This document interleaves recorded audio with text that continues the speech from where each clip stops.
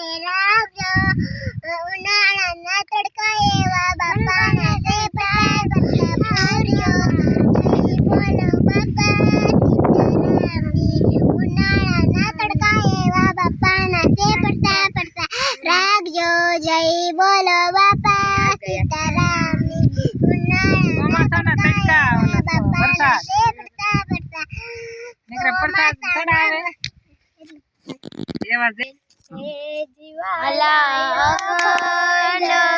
રોજી હરિનો હાથમાં કેવાલા